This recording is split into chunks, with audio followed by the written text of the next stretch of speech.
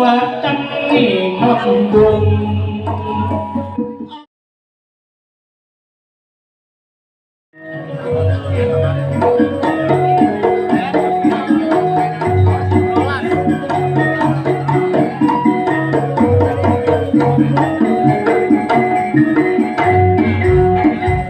Assalamualaikum warahmatullahi wabarakatuh.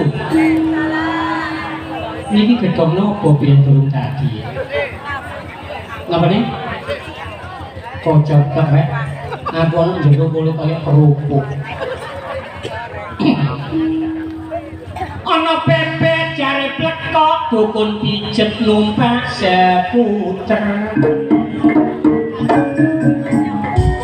Ana cewek dipepet cowok rasa anget kok kir-kir.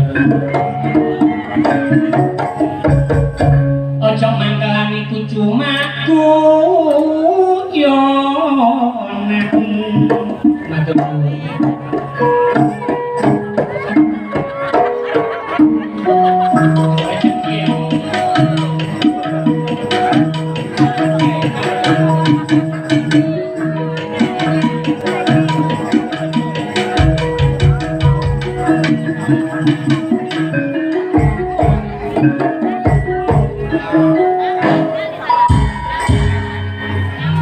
Buah blembeng, buah salak, wajahe glowing, sikile mangkat.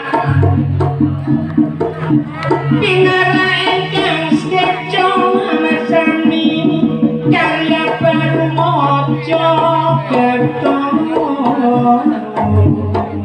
Bengi iki ono sedekah bumi acara iki wis dadi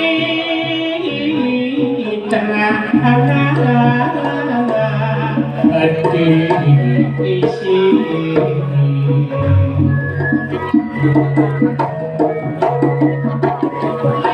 saben taun mesti diuri-uri supaya wakene ngerti diriso dari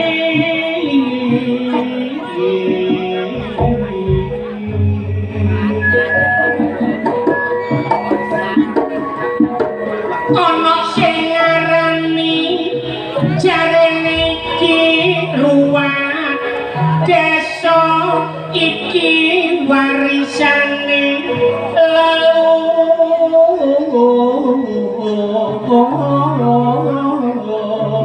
aki itu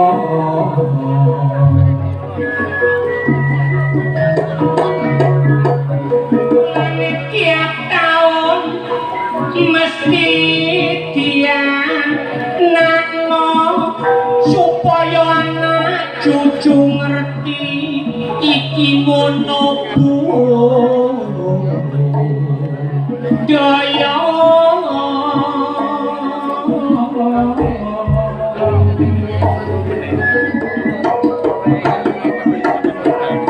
tujuane cuma siji bersyukur nang Maha Suci sing paring kesehatan uga paring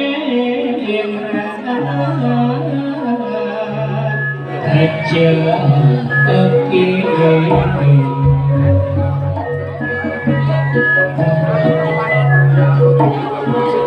Mulane wargane saling bersih ngerti supaya guyub rukun lan duweni jati diri.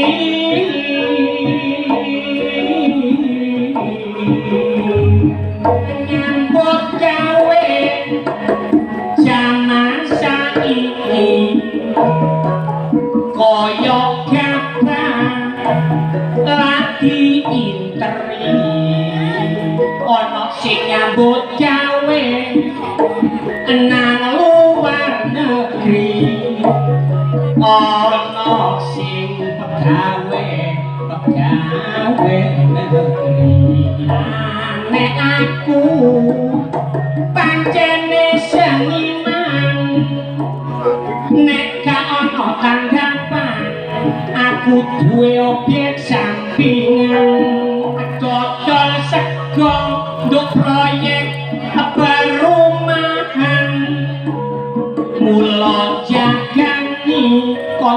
kanca kuli bangunan tapi dodol sego batine gak sepiro tak tambah gedang goreng tak kelen dhuwur meja gedang gorengku gede-gede ate yo dawa sing tak dewe teko gedang rojo warung bukae buka cewek-cewek ngerubung kepingin mangan gedang gorengku sing gede rodok melengkung anane gede jobone tak teplok tepung cewek mangan siji ae mesti wetenge ngembung apa